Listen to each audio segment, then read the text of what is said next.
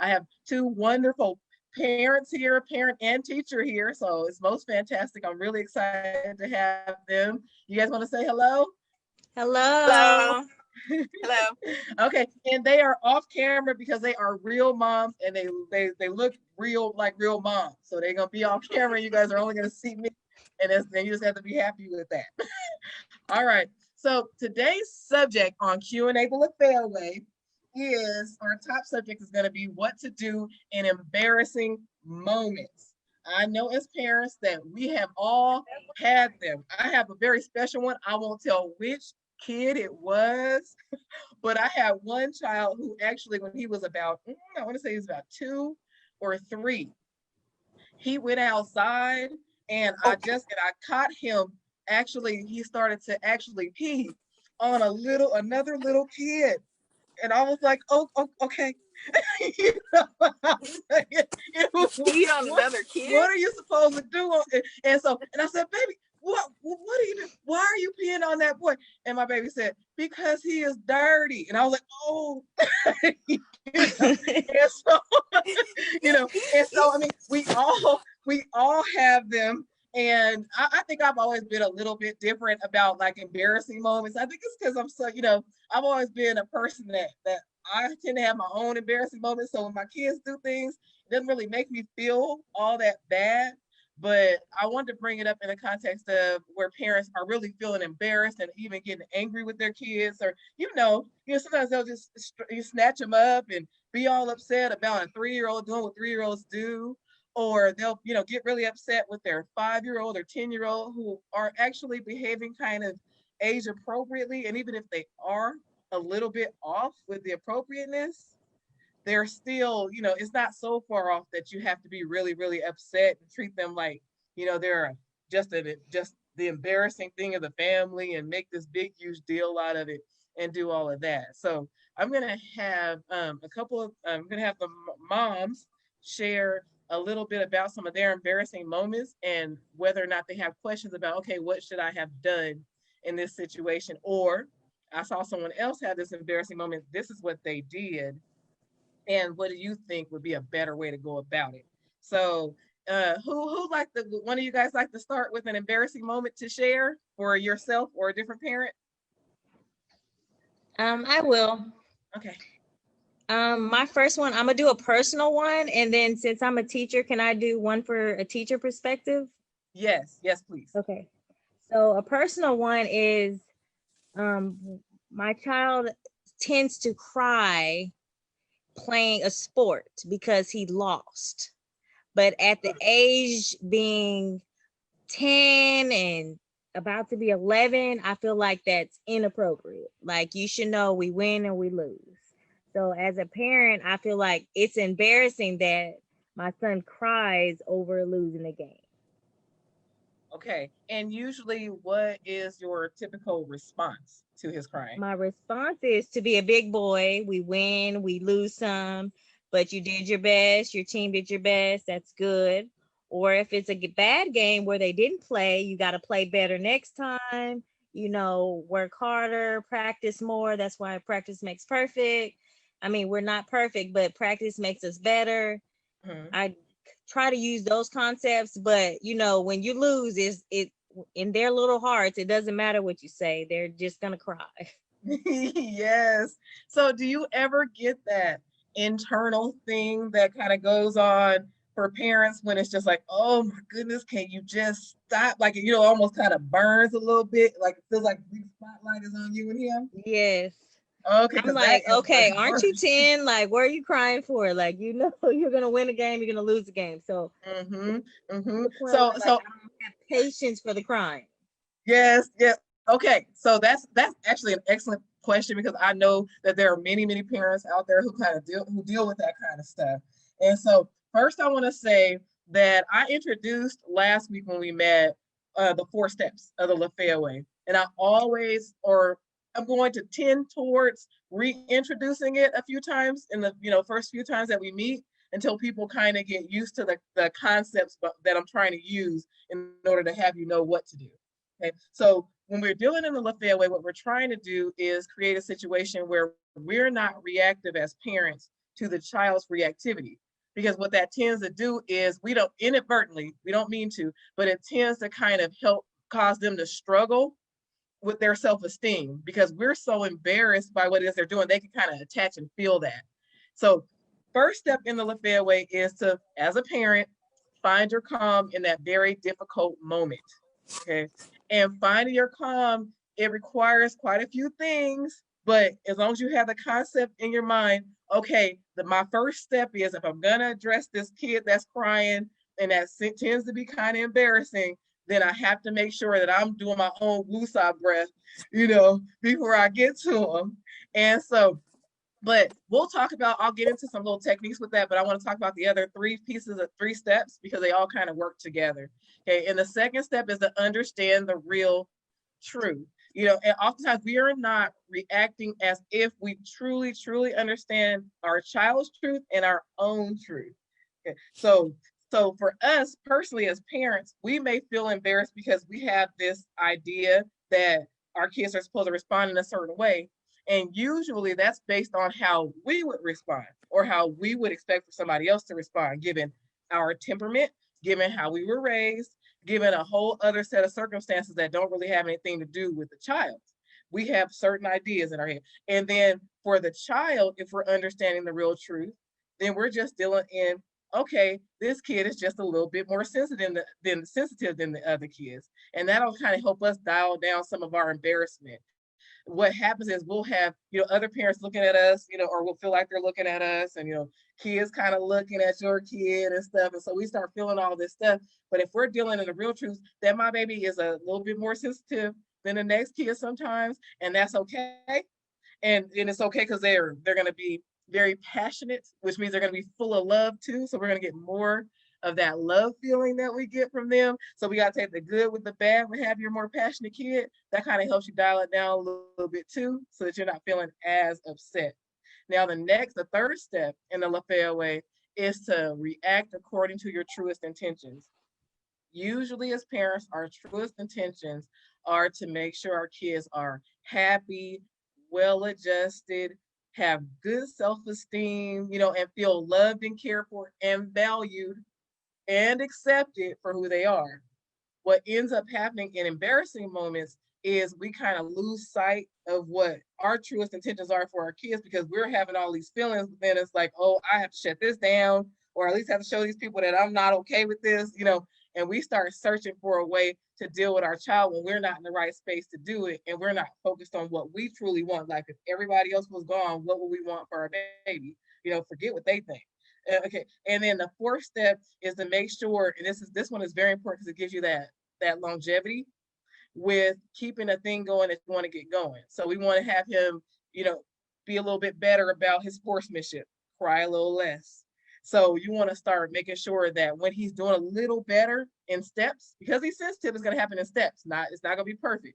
So a little bit better, then you recognize that. So maybe if before he would cry for like 20, 30 minutes, hour, whatever, and he reduced it down to less time the next time, you want to make sure you're recognizing that because you're going to teach him that there's value in moving slowly in the direction that you want him to.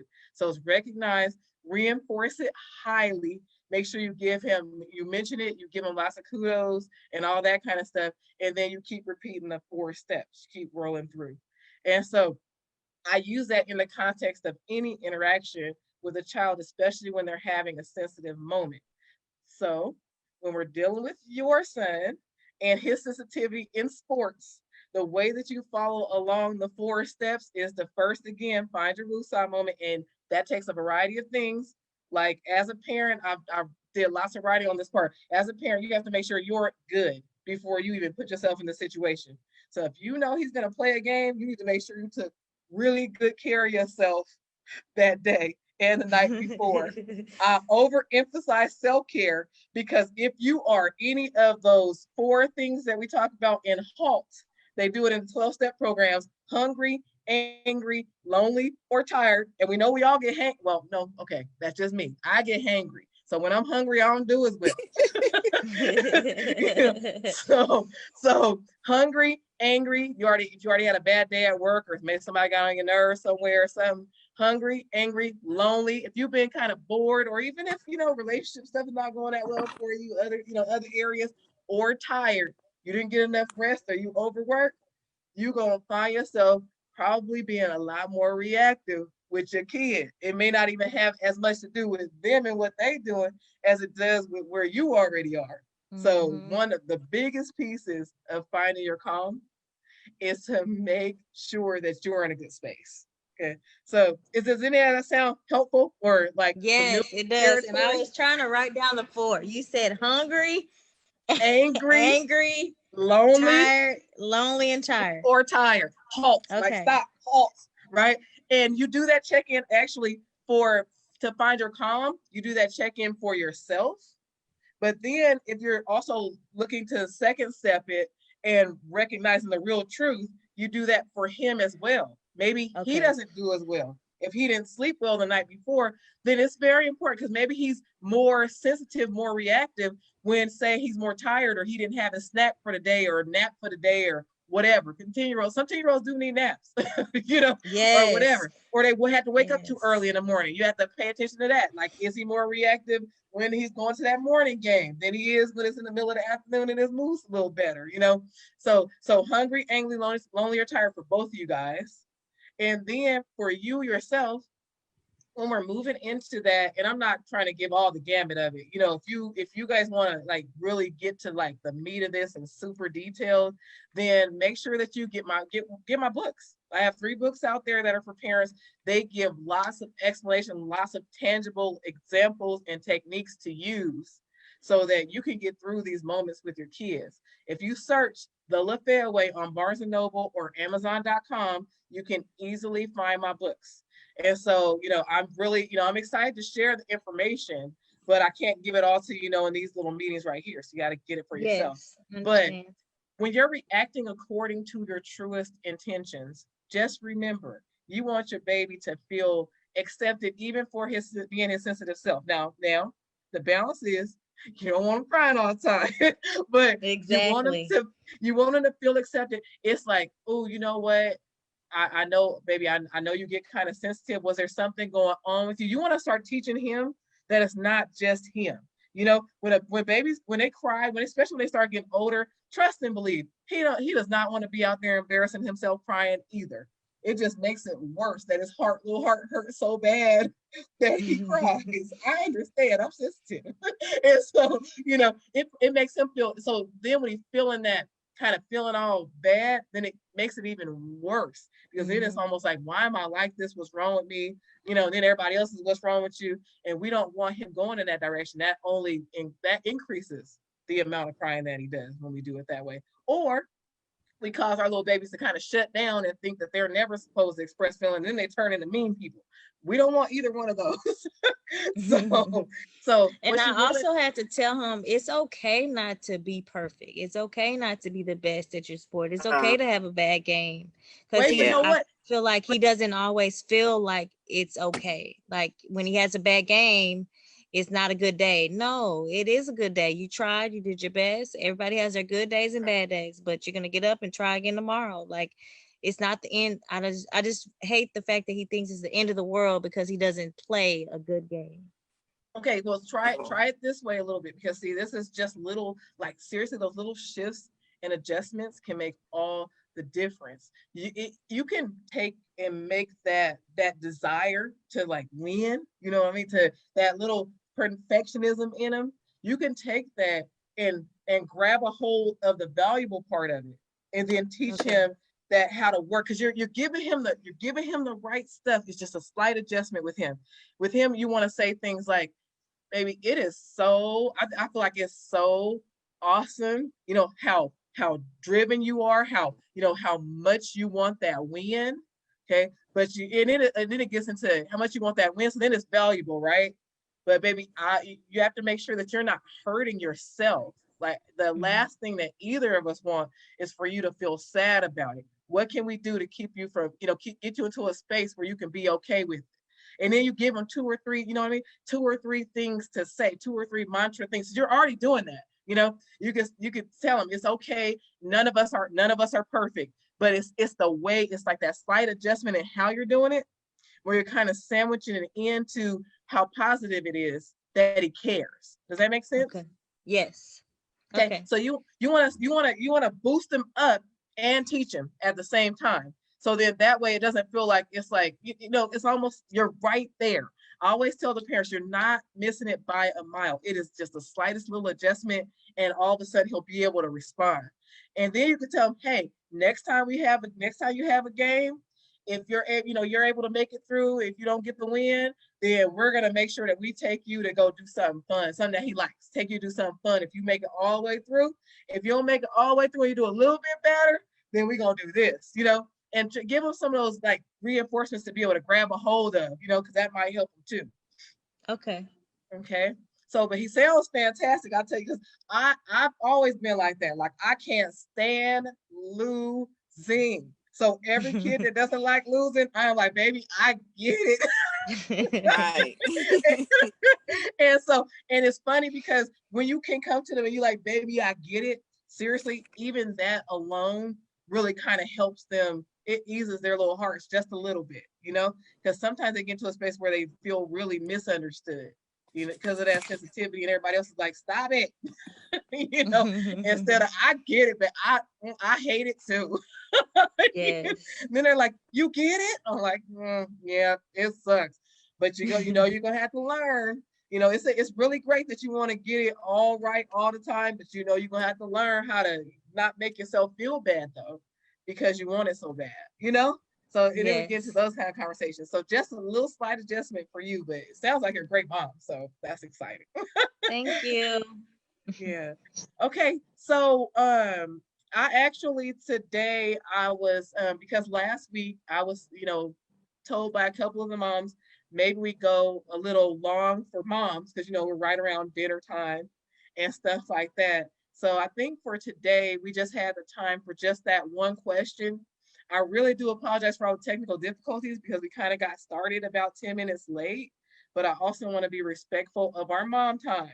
And I have two wonderful ladies here today with me, one who was with me last week, and I just wanted to make sure that we got to address the embarrassing moments idea, which I feel like CK, yours was most excellent. Like, you shared a great one that I think is going to be able to help a lot of parents to hear this. Thank you. So